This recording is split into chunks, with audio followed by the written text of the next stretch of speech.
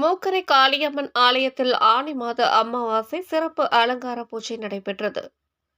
சேலம் வீராணம் அருகே பிரசித்தி பெற்ற மிகவும் பழமை வாய்ந்த அருள்மிகு ஸ்ரீ மூக்கரை காளியம்மன் திருக்கோவிலில் ஆனி மாத அமாவாசையை முன்னிட்டு மூலவர் மூக்கரை காளியம்மனுக்கு சிறப்பு அலங்காரம் செய்து பச்சை பட்டு சேலை கட்டி பலவித நகை ஆபரணங்கள் சூட்டி முகத்திற்கு சந்தன காப்புடன் வீணை வாசிக்கும் தேவியாக அழகாக காட்சி அளிக்க பெரிய வாழை இலை போட்டு பலவித பிரசாதங்கள் அன்னப்படையல் இட்டு தேங்காய் பழம் உடைத்து அம்மனுக்கு சிறப்பு பூஜை செய்து ஆலய வளாகத்தில் திருக்கோடி தீபம் ஏற்றப்பட்டது.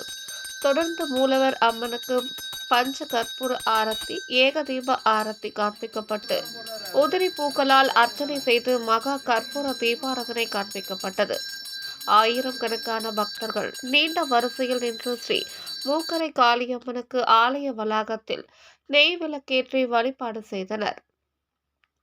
பின்னர் உற்சவர் மூக்கரை காளியம்மன் சிறப்பாக அலங்கரித்து சிறிய வாகனத்தில் அமர்த்தி கோமாதா முன்னே செல்ல நாதஸ்வரம் மேளதாளங்களுடன் ஆலயத்தை சுற்றி 3 முறை வலம் வர செய்தனர்.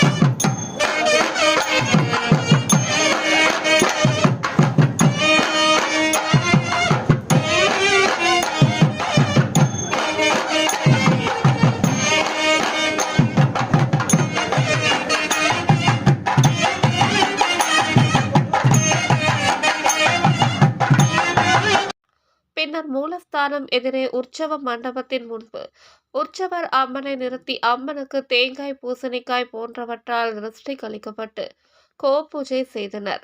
கோமாதாவிற்கு பிரசாதம் வழங்கியதும் கூடி இருந்த பக்தர்களின் மேல் தீர்த்தம் தெளிக்கப்பட்டது. பின்னர் உற்சவர் அம்மனுக்கு ஒய்யாளி சேவையுடன் ஈசல் சேவை ஊஞ்சல் சேவையுடன் நிறைவு பெற்றது. கலந்து கொண்ட பக்தர்கள் அனைவருக்கும் அன்னதானம் வழங்கப்பட்டது. Thank you.